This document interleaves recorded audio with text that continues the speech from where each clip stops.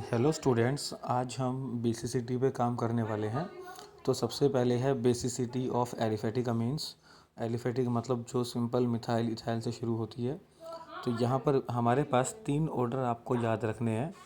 पहला जो ऑर्डर रहेगा वो है पहला जो ऑर्डर है अपने पास वो है 213, मतलब 2 डिग्री सबसे ज़्यादा बेसिक है, फिर 1 डिग्री, फिर 3 डिग्री। दूसरा है अपने पास 231, 2 डिग्री, 3 डिग्री और 1 डिग्री। और उसके बाद आता है हमारे लिए अलग से गैस फेज में 321, मतलब 3 डिग्री सबसे ज़्यादा होगा, फिर 2 डिग्री और फिर 1 डिग्री।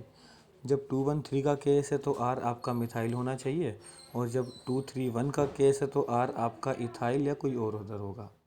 अब इनके रीजंस क्या हैं वो हम बारी बारी देखते हैं। देखिए ज़रा, सबसे पहले फैक्टर आता है प्लस आई इफेक्ट। तो प्लस आई इफेक्ट ये कहता है जो बेसिसिटी है आपकी वो प्लस आई के डायरेक्टली प्रोपोर्शनल में है।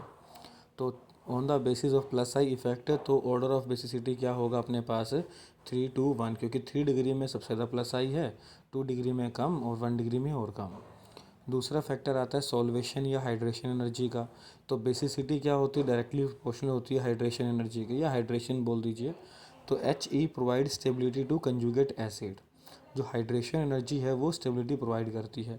जैसे अगर हमारे पास है 1 डिग्री, तो 1 डिग्री वाले ने एच को पकड़ा, और एच को पकड़ने के बाद वाटर ने 3 तरीके से इसको घेरना चालू कर दिया। लेकिन अगर 2 डिग्री आ जाता तो 2 वाटर के मॉलिक्यूल हैं। अगर एक एच मतलब 3 डिग्री आ जाता तो एक वाटर के मॉलिक्यूल हैं। इसका मतलब ये जितने ज़्यादा वाटर के मॉलिक्यूल होंगे उतनी ही ज़्यादा स्टेबिलिटी है। इसका मतलब 1 डिग्री वाला सबसे अच्छा बेस होना चाहिए। किसके बेसिस पर? हाइड्रेशन एनर्जी के बेसिस पर। वो ज़रा देखें भाई, on the basis of H E basicity का जो ऑर्डर है वो क्या रहेगा? 1 2 3। लेकिन स्टेरिक फैक्टर अब भी अगर हम यहाँ पे इंक्लूड कर लें तो 1 डिग्री वाले में सबसे कम स्टेरिक हिंड्रेंस होगी, क्योंकि यहाँ पर एक ही आर है। लेकिन 3 डिग्री वाले में सबसे ज़्यादा स्टेरिक हिंड्रेंस होगी, क्योंकि 3 आर हैं। तो अगर हम स्टेरिक हिंड्रेंस को कंसिडर करें तो स्टेरिक हिंड्रेंस को कंसिडर करें अगर हम यहाँ पर, तो आप जानते ही हैं कि भाई ऑर्डर ऑफ बेसिसिटी क्या होगा हमारे पास? 1 डिग्री सबसे ज़्यादा, फिर 2 डिग्री और फिर क्या आएगा? 3 डिग्री। लेकिन अगर हम on consider all these factors, अगर हम इन तीनों फैक्टर को कंसीडर करें तो सबसे ज़्यादा जो फेवरेबल कंडीशन है वो किसके लिए है? वो है 2 डिग्री के लिए। इसका मतलब ये कि 2 डिग्री वाला सबसे स्ट्रॉन्गेस्ट बेस क्यों है?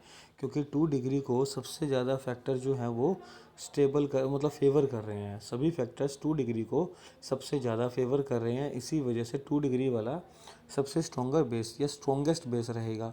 अब बात करते हैं, अगर आर आपका मिथाइल है तो 1 डिग्री ज़्यादा होगा 3 डिग्री से। वो ऐसा क्यों है? क्योंकि stability due to H bonding जो है वो डोमिनेट करती है प्लस आई पर। लेकिन अगर आपका आर मिथाइल नहीं है तो इथाइल प्रोपाइल होगा, तो 3 डिग्री वाला ज़्यादा 1 डिग्री पर है।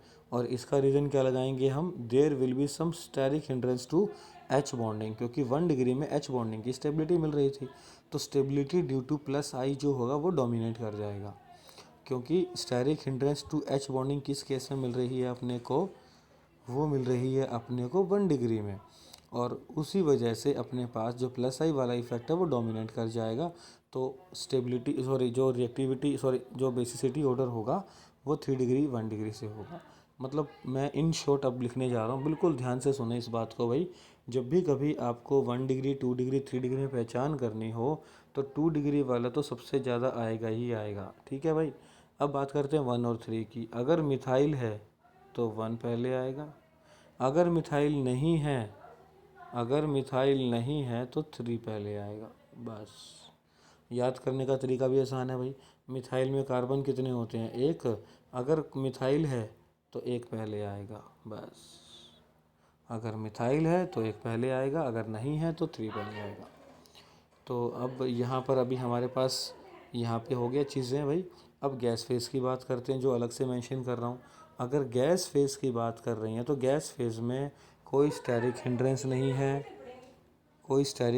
नहीं है, कोई हाइड्रेशन एनर्जी नहीं है। सिर्फ और सिर्फ कौन सा इफ़ेक्ट डोमिनेट करता है? प्लस आई। तो गैस फेज़ में सिर्फ और सिर्फ प्लस आई इफेक्ट डोमिनेट करेगा। तो बेसिसिटी का ऑर्डर क्या रहेगा? 321। फिर बात करते हैं एरोमेटिक वाली। एरोमेटिक वाले हमेशा एलिफेटिक से कमज़ोर होते हैं। क्यों कमज़ोर होते हैं देख लीजिए। नाइट्रोजन का जो लोन पेयर है वो रेजोनेंस के द्वारा रिंग में उतर जाता है।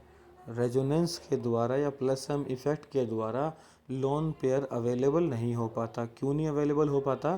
क्योंकि डीलोकलाइजेशन हो जाता है। डीलोकलाइजेशन वर्ड हमने पहली बार 11th में सीखा था। तब जब लोन पेयर ही रिंग में उतर गया तो नाइट्रोजन पर मिलने की जो उसकी पॉसिबिलिटी है वो क्या हो जाएगी? कम हो जाएगी।